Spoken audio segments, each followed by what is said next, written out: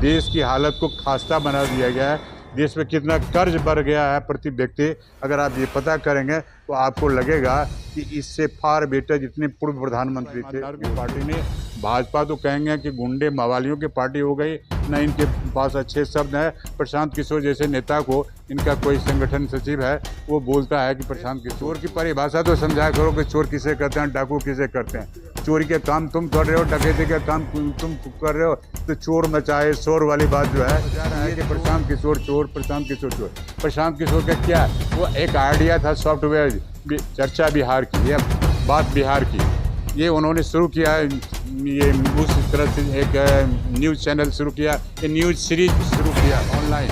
तो उस पर एक लड़का से इन्होंने कहा दिया कि ये आइडिया मेरा था, चोरी कर लिया है प्रशांत किशोर। तो भैया आइडिया तुम्हारा तो पेटेंट करवा लेते तुम अपने आइडिया को ना, आज जाके थाना में कहते हो कि मेरा आइडिया था, वो चुरा लिया है। अब इसका कोई बेस है? प्रशांत नीतीश बाबू और प्रशांत जी की बात को अगर छोड़ दें तो इससे पहले मोदी जी को प्राइम मिनिस्टर बनने में बहुत मदद किया है।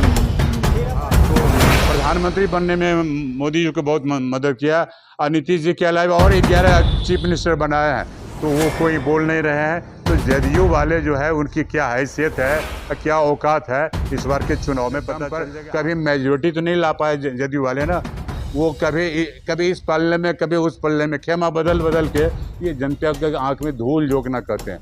कि मान लीजिए अब आरजेडी के साथ गठबंधन है तो आप बीजेपी को क्यों मदद कर रहे हैं? अगर बीजेपी के साथ गठबंधन है तो फिर आरजेडी के साथ क्यों गए? तो इसका तो कोई वजूद ही नहीं है, इसका तो कोई है मतलब कहेंगे कि बेस लाइन ही नहीं है। एक खंभा जैसे कहेंगे हम सच बोल रहे हैं तो उस पर टिके रहना, वो बिल्कुल नीतीश कुमार भी पलटते रहे, और इनके ये पलटू चाचा के नाम से जाने जा रहे हैं, नाम से नीतीश कुमार जाने जा रहे हैं। और मोदी जी का तो बयान है, नीतीश शाह का बयान सुन लीजिए, कहा था कि अब बंद हो गया है ललन बाबू के लिए, नीतीश जी के लिए भाजपा का दरवाज़ा बंद हो गया है, अब कभी दरवाज़ा नहीं खुलेगा, ये अमित शाह जी कहते हैं।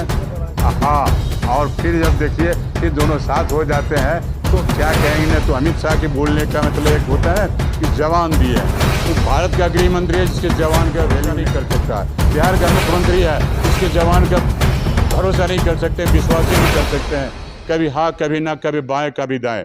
तो ऐसे लोग अगर राज्य के शीर्ष नेतृत्व को संभाले, गृह मंत्री बन जाए, मुख्यमंत्री बन जाए, तो देश का और राज्य का बंटाधार है।